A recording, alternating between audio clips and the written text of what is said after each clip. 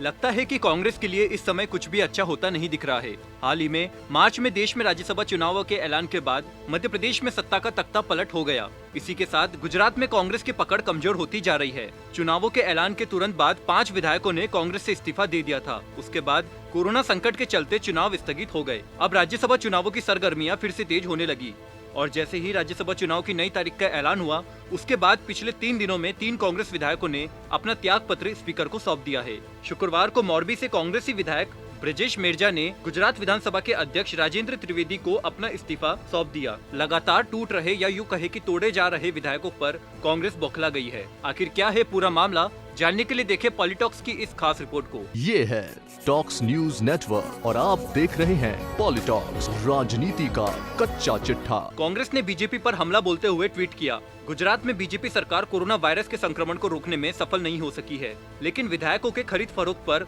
उसका पूर्ण नियंत्रण है। क्या कोई भी सरकार या कोई भी पार्टी इससे कम स्तर पर खड़ी हो सकती है? इसके अलावा कांग्रेस के ट्विटर हैंडल से बेशर्म बीजेपी भी चलाया जा रहा है। बता दे, बीते 3 दिनों में 3 कांग्रेस विधायकों ने इस्तीफा दिया है, जिनमें करजन से विधायक अक्षय पटेल, कपराड़ा से जीतू चौधरी और मोरबी से विधायक ब्रजेश मेरजा है। पटेल और चौधरी ने बुधवार को अपना त्याग पत्र दिया था। ब्रजेश मेरजा ने अपना इस्तीफा शुक्रवार को स्पीकर को सौंपा। इस पर गुजरात विधानसभा के अध्यक्ष राजेंद्र त्रिवेदी ने कहा कि कांग्रेस विधायक त्याग पत्र के साथ मेरे पास आए, मैंने उनका सत्यापन किया, उन्होंने मास्क लगाए थे, मैंने उन्हें उसे हटाने के लिए कहा और उनके चेहरे की पहचान करने के बाद फिर उनके इस्तीफे स्वीकार कर लिए।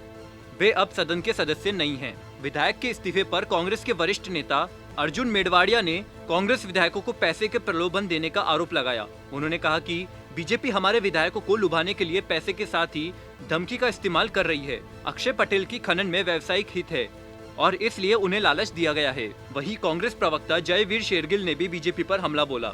उन्होंने ट्वीट करके कहा कि जुमला बेचने के लिए बीजेपी आत्मनिर्भर है, लेकिन राज्यसभा सीट हासिल करने के लिए बीजेपी कांग्रेस के विधायकों पर निर्भर है। गौरतलब है कि एक दिन पहले ही कांग्रेस विधायकों ने गुजरात के सीएम विजय रूपाणी और उप मुख्यमंत्री नितिन पटेल से मुलाकात की थी, जिसे उन्होंने कोरोना को लेकर हुई चर्चा करार दिया था।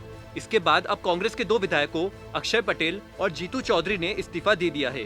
राज्य से 4 राज्यसभा सीटों के लिए 19 जून को चुनाव होना है। जिस तरह कांग्रेस के विधायक पार्टी का साथ छोड़ रहे हैं, कांग्रेस की एक सीट अटकती दिखाई दे रही है। वहीं अगर बीजेपी को कुछ बाहरी विधायकों का साथ मिले तो उसके तीनों उम्मीदवार राज्यसभा पहुंच सकते हैं। पॉलिटॉक्स ब्यूरो, दिल्ली।